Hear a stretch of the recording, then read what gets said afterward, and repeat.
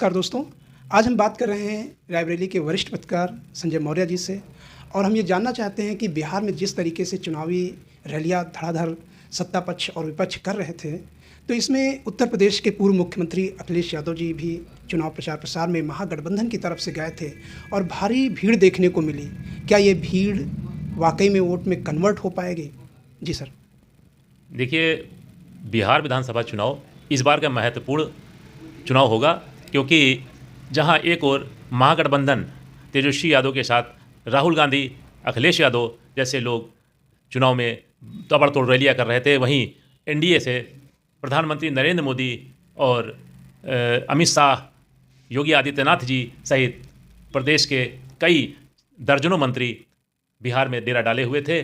और इस बार का चुनाव इसलिए महत्वपूर्ण होगा क्योंकि महागठबंधन में उत्तर प्रदेश के मुख्यमंत्री अखिलेश यादव ने जिस प्रकार से रैलियां की हैं और रैलियों में भारी भीड़ देखी गई है, उससे यह अनुमान लगाया जा रहा है कि तेजस्वी यादव को भारी बहुमत मिलेगा और बिहार की सरकार बनाने में तेजस्वी यादव सफल भूमिका निभाते दिख रहे हैं। मेरा प्रश्न है कि जिस तरीके से बिहार के चुनाव में वोटरों को लुभाने के लिए 10-10 हज़ार योजनाओं के माध्यम से चुनाव से ठीक पहले दिया गया है और वहीं तेजस्वी यादव ने अपने वोटरों को लुभाने के लिए हर परिवार के लिए सरकारी नौकरी का वादा किया है।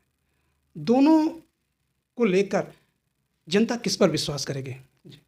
देखिए, दोनों सत्ता पक्ष और विपक्ष दोनों ने अपने तरीके से चुनाव में प्रयास किए हैं। जहां देखा जाए कि एनडीए सरकार ने लोगों के, महिलाओं के खातों में 10-10 हज़ार रुपये डालकर एक ये अच्छा मैसेज दिया है कि अब इस चुनाव में उनको लाभ मिलेगा। लेकिन वहीं विपक्ष को देखा जाए तो अब बिहार का चुनाव तो सिर्फ विकास और रोजगार पे हो रहा है और तेजस्वी यादव ने जो अपने एजेंडे में कहा है कि मैं हर घर में एक को नौकरी अवश्य दूंगा, उससे साफ है कि जो पहले चरण में चुनाव हुआ है उससे यह देखा जा रहा है मत प्रतिशत जो बढ़ा हुआ है, और इसी प्रकार अगर दूसरे चरण में भी मतदान बढ़ता हुआ दिख गया तो ये साफ जाहिर है कि तेजस्वी यादव को यहाँ पर जो रोजगार और विकास पे वोट मिल रहा है वो किसी भी तरह से सरकार बनाने में रोक नहीं पाएगा और इससे एनडीए को भारी नुकसान साबित हो सकता है।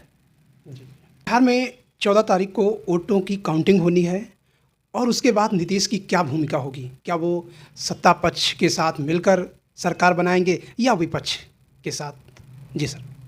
देखिए, नीतीश जी का पुराना इतिहास रहा है कि नीतीश जी किसी भी कंडीशन में वो सत्ता पक्ष के साथ ही रहना पसंद करते हैं, कंडीशन कोई भी हो। अब देखना यह है कि यदि महागठबंधन बहुमत में आता है तो नीतीश की क्या भूमिका होगी, वो महागठबंधन के साथ अपना भविष्य तलाशेंगे या फिर वो विपक्ष की भूमिका निभाएंगे। लेकिन अनुमान यही लगाया जाता है कि नीतीश किसी भी कंडीशन में वो एनडीए के साथ भी छोड़ सकते हैं अपने पद के लिए। इसलिए कोई ये नई बात नहीं है, पिछला इतिहास जो भी है आप उठा के देख लें। नीतीश किसी भी कंडीशन में, इन्होंने कई बार मुख्यमंत्री पद की शपथ ली है और कई बार सरकार में अपना एक अहम उन्होंने रोल निभाया है, इसलिए वो चर्चा में हमेशा रहते हैं। और इस बार का चुनाव जो भी होगा, नीतीश भी सत्ता पक्ष के साथ रहेंगे, वो कंडीशन कोई भी हो, चाहे एनडीए जीते या महागठबंधन। हाँ, वो एनडीए अगर बहुमत में आती है फिर भी वो मुख्यमंत्री ही के पद पे रहेंगे। भारतीय जनता पार्टी का मुख्यमंत्री का कोई सदस्य उस मुख्यमंत्री की कुर्सी पर नहीं बैठेगा। यदि महागठबंधन इस बार सत्ता में आता है, बहुमत में आता है, तो वहाँ पर भी उनकी एक अलग जो है, चाहे वो अभी ये भी एक चर्चा हो रही है कि उनका बेटा निशांत जो कि राजनीति में सक्रिय होते हुए अभी उन्होंने उसको लॉन्च नहीं किया है, लेकिन इस चुनाव में भी वो एक अहम अपना फैसला ले सकते हैं कि बेटे को भी यदि महागठबंधन की सरकार बनते दिखेगी तो वो उप मुख्यमंत्री के लिए आगे प्रमोट कर सकते हैं। इसलिए